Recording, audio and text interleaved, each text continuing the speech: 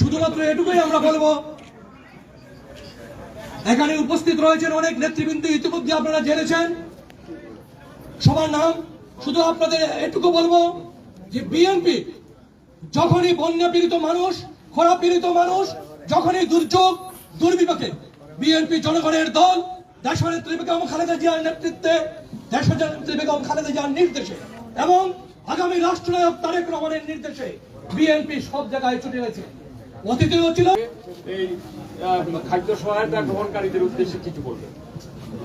আজকের এই মানবিক কার্যক্রমের অনুষ্ঠানের সংগ্রামী সভাপতি, আমাদের এখানে উপস্থিত হয়েছেন বিএনপি যুগ্ম মহাসচিব, মৃত্যুঞ্জয়ী নেতা, আমাদের সকলের প্রিয় নেতা জনাব শহীদুদ্দিন চৌধুরী এনি, জনাব আরিফুল হক চৌধুরী উপদেষ্টা, জাতীয় নির্বাহী কমিটি, আমাদের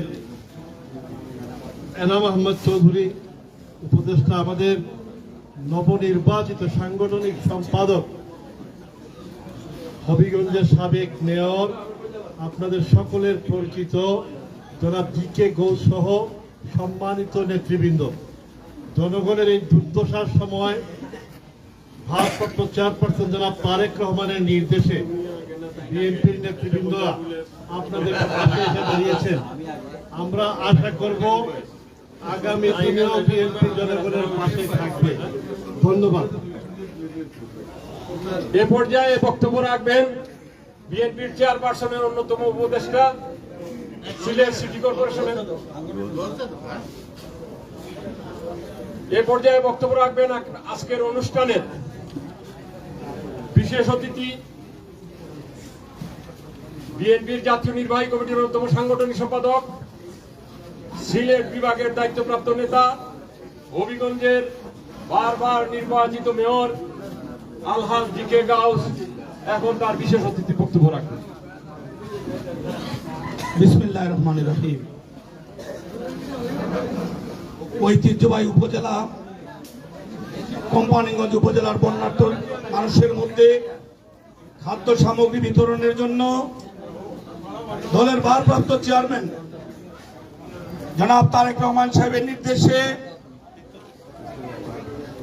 এই সিলেট সিটি কর্পোরেশনের সাবেক মেয়র জনাব আরিফুল হক চৌধুরী সাহেবের সহায়তায় তত্ত্বাবধানে আজকের এই ত্রাণ বিতরণ অনুষ্ঠানে উপস্থিত আছেন এই সিলেট জেলা বিএনপির নির্বাচিত সভাপতি, সাবেক ছাত্রনেতা, সাবেক যুব নেতা বড় ভাই আব্দুল কাইম চৌধুরী।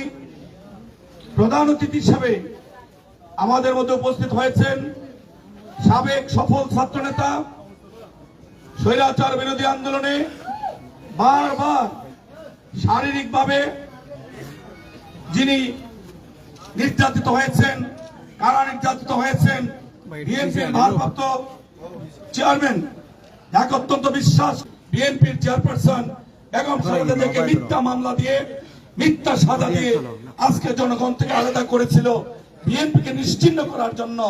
কিন্তু দলের ভারপ্রাপ্ত চেয়ারম্যান শুধু লন্ডনে বসে সারা দেশে যেখানে মানুষ কষ্টের শিকার হয়েছে, মানুষ বিপদে পড়েছে, তারেক রহমান সাহেবের সরাসরি নির্দেশে দলের যে যে পর্যায়ে আছে আমরা এগিয়ে এসেছি, মানুষের জন্য কাজ করেছি। আজকে তার একটি উজ্জ্বল দৃষ্টান্ত হচ্ছে আরিফুল হক চৌধুরীর সহায়তায় সিলেট জেলা বিএনপির এই কোম্পানিগঞ্জ উপজেলায় খাদ্য সামগ্রী বিতরণ। এর আগে আমরা ফেঞ্চুগঞ্জে একটি দক্ষিণ সুরমায় আমরা খাদ্য বিতরণ সেখানে অনেক মানুষের মধ্যে করেছি। একটু পরে আরেকটি প্রোগ্রাম সদর থানায়, রাষ্ট্র যেখানে পরিচালনা যারা করে তারা যেখানে ব্যর্থ হয়েছে, বিএনপি বিরোধী দল হিসাবে, বিএনপি রাজপথের বিরোধী দল হিসাবে এই দায়িত্বগুলি পালন করে যাচ্ছে। আপনারা সকলে দোয়া করবেন আল্লাহ যেন দেশনেত্রী বেগম খালেদা জিয়াকে